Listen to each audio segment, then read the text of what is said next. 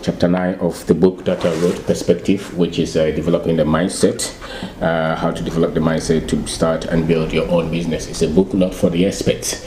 It's a book for people like myself who want to do something and who would want to understand the processes and how to manage the stages, both innerly and outwardly.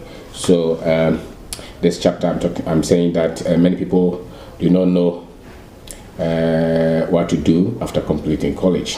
One of the most obvious choices available to most of us is to travel abroad to seek greener pasture. So what sometimes we tend to forget is that the pasture is only green because somebody has watered it, somebody has taken care of it. So, and when you cross, sometimes it's not even that green. So we therefore pursue postgraduate courses in countries we go and hope to develop professions.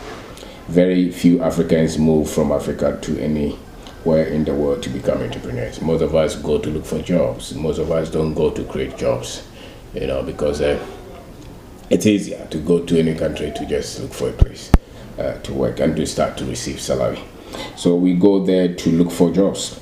There is nothing wrong with, there is nothing wrong to look for jobs in these countries. But if you want to be an entrepreneur, then you go there to start a business. And for you to start a business, you have to have a different way of looking at the world and looking at the country that you have traveled to.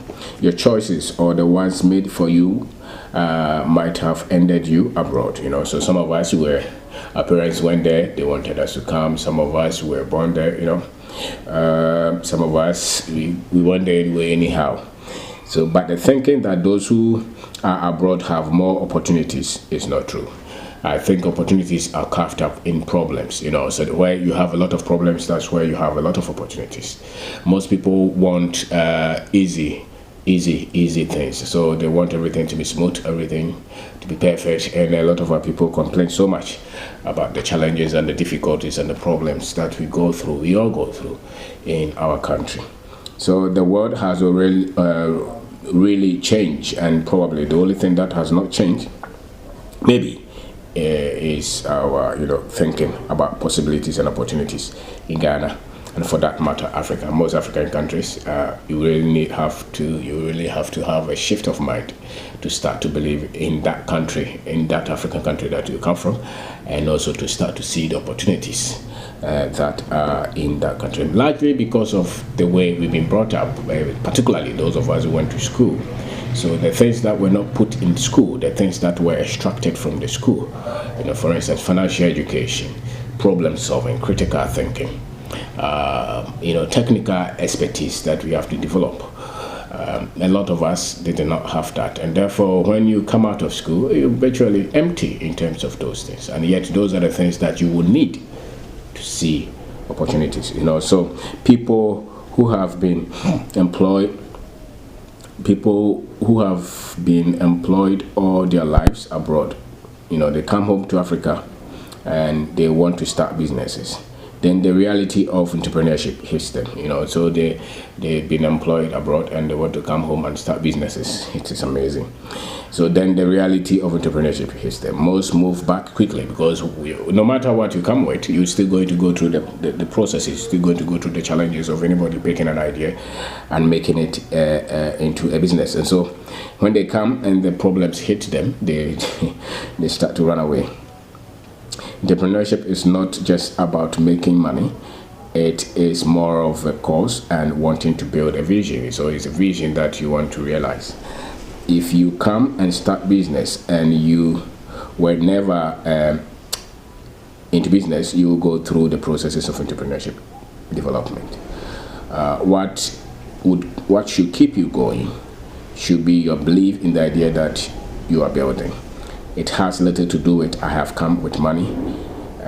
What business can I do? A lot of people ask that kind of question. I have money, so I want to start a business.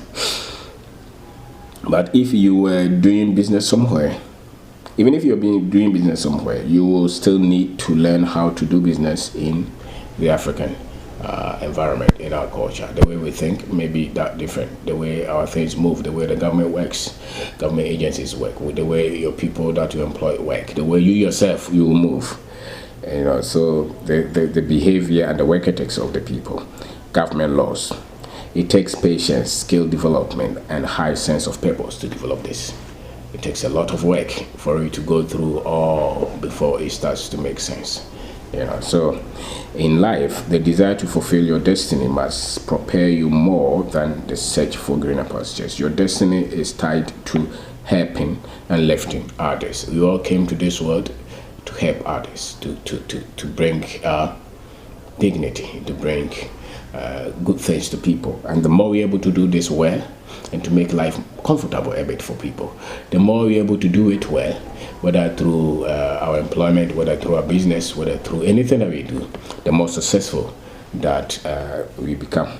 So your destiny is tied to that, helping people, whereas needs human capital development than Africa. So that's why I say that this is where the opportunities are. This is where the opportunities are.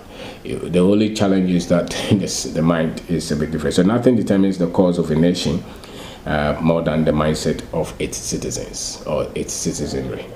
The mindset of the people is what decides the development of the people. So if you want to develop a country, first you have to develop the minds of the people. You have to develop the things that will make them see the need to take care of themselves and to take care of the country and to develop it. So now it is about the tools you use and how technologically inclined you are. Television stations are beaming from Africa to the rest of the world. Websites have been built in Africa which are accessible all over the world. The only limiting factor is our mindset. How far you can go, you can see, depends on how much investment you have made in yourself. The content that you have developed, that decides what you see. How you have trained yourself decides how you see. It is no more where you live, not necessarily, especially if you want to build your dreams and to make a significant contribution to the development of a country. When you don't just say that I want to go to a place where I'll get more money. When it comes to business, financial success and increase, what religious institutions have been teaching our people cannot produce success at the individual level. The things like hard work, diligence, character, time management have not been taught in most of these religious centers. What they have taught the people is that God will take care of you. Just pray and fast. The Holy Ghost will speak to you. God will bring you miracle money. And for me, those things have crippled and destroyed the sense of thinking of our people. So teaching people religious issues cannot replace the technical skills development that building businesses require. Just as going to force religious programs cannot turn anybody into an engineer or doctor. You don't become a doctor or engineer just because you go to pray or you go to church. You have to go through the school, the processes, take the models, then you qualify. The same with business. You can't build business by prayer. You build business by learning what it takes to build business and by doing them. So going to such programs cannot produce successful entrepreneurs. Religion can largely help in the development of character. So morals, value for human lives, that's the essence of religion, but not the technical know-how, and that is needed for entrepreneurs to succeed. So not the technical know-how that is required for you to succeed in the business. Those ones you have to acquire them yourself. So you can't just I remember when you were in school, most of us were only reading religious books. You need technical information as well if you want to succeed at anything. And so many have not seen business as a field which requires order and organization. You have to be orderly and you have to be organized in your time, in your finances, in your skill for you to see success. And so we term the things we don't understand as spiritual. So when we don't do these things and things start not to work, we start to say that it's the devil. Growth occurs with proper orderliness, and that is where many small scale businesses fail. So when you want to grow, you have to organize. You have to learn how to put things orderly, and that most people don't know. And once you don't know these things, then the business will not be able to grow.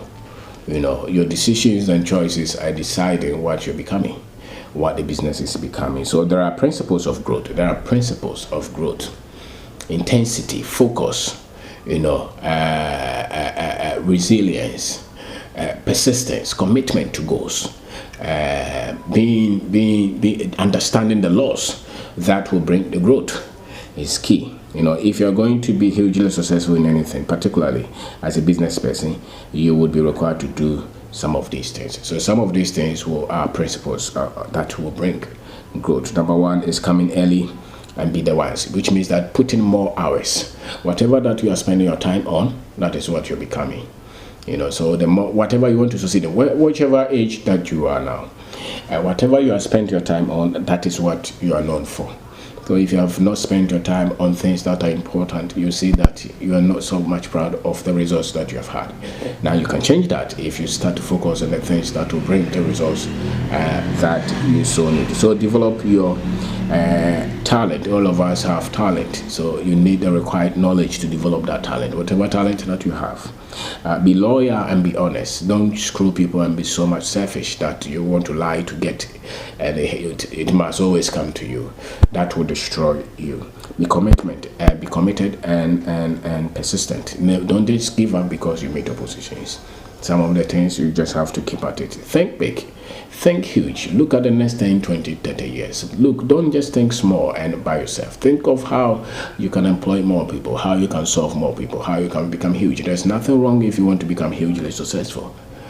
So think big like that. Treat people well. People are the treasure. Treat people well.